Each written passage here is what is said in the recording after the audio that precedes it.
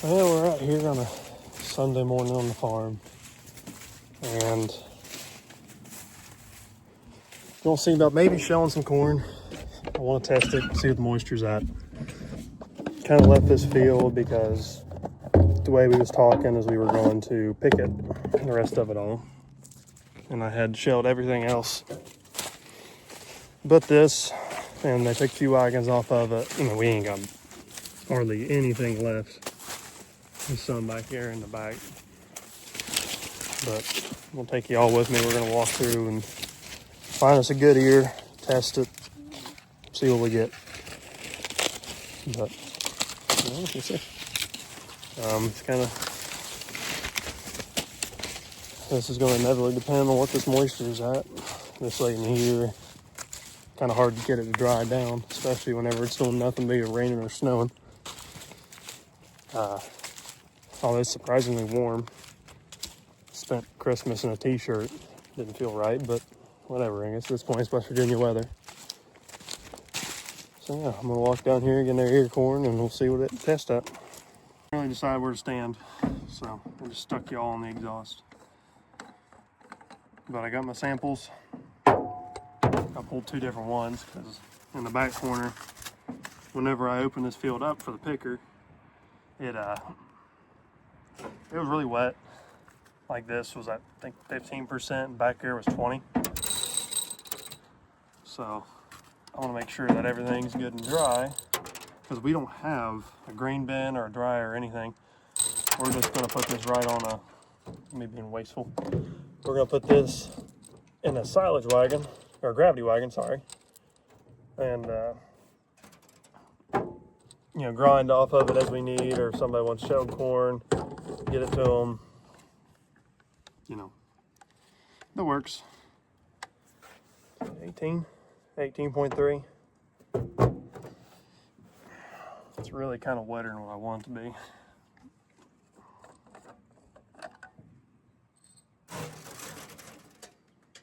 That didn't work. But normally I like to test this by the combine, that way I can throw all the samples and stuff into the head. Here's the next sample. This is a little strip y'all seen me walking by. I'm getting corn everywhere. It's the one that's there in the background.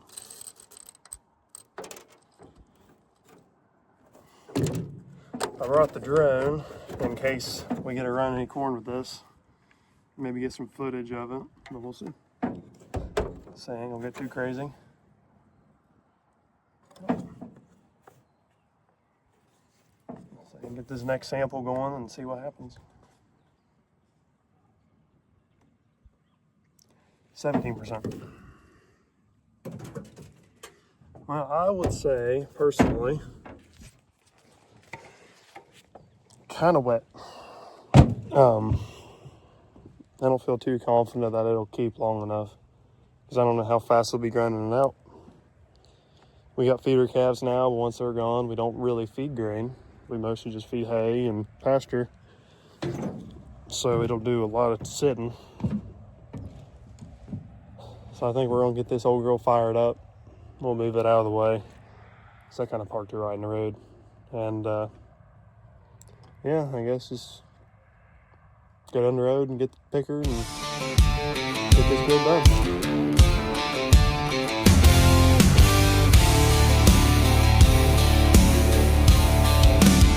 I was raised in the rust, built tough as nails, where the wind cut sharp and the weak boys bail. I felt the dirt, I've tasted steel, but I ain't never bowed and I never will. Got a backbone carved out of red clay pride, and a fight that don't quit when it's tested or tried. You can bet your last dime and your name on a stone. This fighting heart don't break, it owns.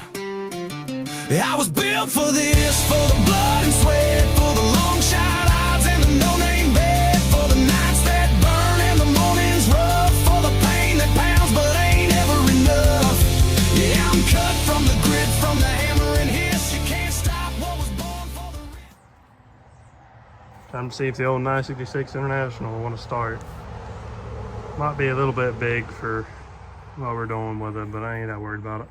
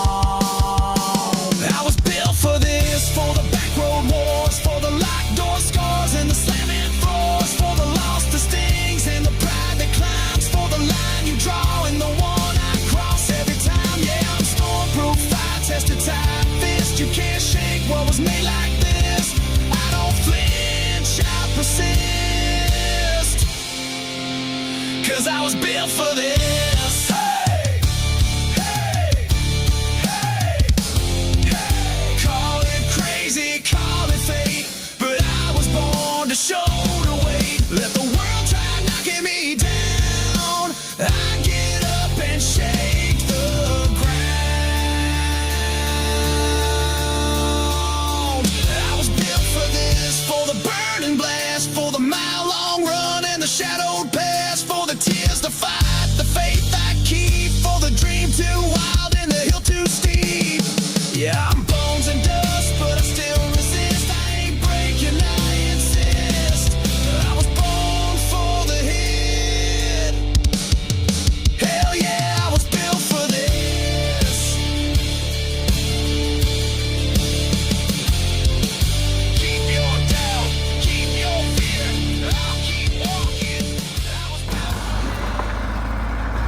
Had Dad come down and run the tractor for me in the last little bit. That's got the rest of this field here done. Got the drone out. That's the reason why I didn't take over. That way I can get some drone footage. Yeah, that's the harvest of 2025 done. I guess next time we'll be in this field, it'll be getting it worked up. Unless I come back and try and figure out something with that drainage right through here, because it likes to stay pretty wet. Might come back down. I gotta figure something out for this combine here. This is my first year with this John Deere, and I don't have a place for it. The combine I had before was a Gleaner K2, and it fit perfectly in one of our barns, but it wasn't nowhere near as wide or as tall. This one here is. So I gotta find a new shelter for it for the time being. I think we're talking about building a shed, which will be some really good footage. Yeah, I think I'm gonna get this drone packed up, go down there and get Dad unhooked, and probably run to town. Gotta give this truck a bath now that it came up. It's a tractor in itself, I guess, in a way. But yeah, I guess either stay tuned or thank you for watching, depending on what other footage I can get for y'all. This is my first combine. It's Gleaner K2, came with a 3-row corn head, like an 8 or 10 foot grain head, if I can recall correctly. And it's actually sold.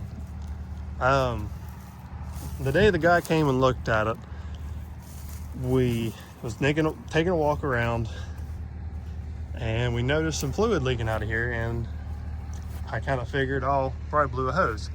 As you can see, there's 4 hoses that goes up to your steering pump.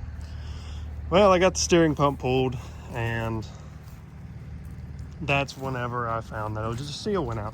Great, easy fix. Got the seal ordered, and that was that. Got it slapped on there. Put the pump on, and all of a sudden everything was tight. I was like, okay, well maybe it just got air in it. Tried bleeding lines, everything else, and then I heard a pop. Well, I pulled it apart and just snapped the shaft off the inside of the pump.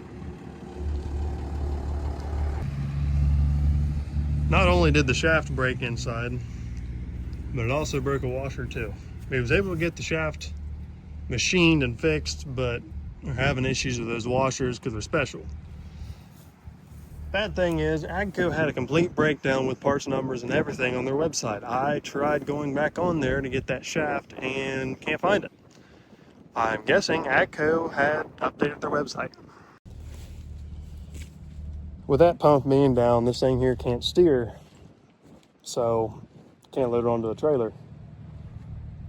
So now she's just kind of chilling out until we can figure out exactly what to do now. I mean, the only other thing that we can do will be to replace the whole pump, since AGCO doesn't want to give me the correct diagrams and the part numbers and all that good stuff that I need to fix this machine. But I think we'll get it figured out. But yeah, I think I'm going to get everything packed up. We got a wagon load of corn sitting out there in the field now. We got to get emptied to the corn crib. And we'll just kind of see where it takes us from there. Little change of plans. I was going to do that corn, and I had some business I had to attend to out in the holler. And Dad said he'll take care of the corn. I told him, I said, all right, on the way back, I'm going to feed Abby. That way I can also introduce you all to who Abby is. She is a little pig, you know, very small. Considers herself a lap dog. You can kind of hear her in the background trying to talk, trying to say hi. But yeah, without further ado. This would be the infamous Abby. That's going to get shocked if you don't get a little closer. You know, say hi. She is a big baby. You can see some stuffing, like right here. Mom would come out here and give her some stuffed animals. I'm sure y'all see some of that. She has her own little lot here. She's definitely not spoiled. I mean, even has her own house, which is kind of falling apart now. But yeah, she's just kind of the farm pet and mascot and whatever else you want to call her. But yeah, thank you all for watching.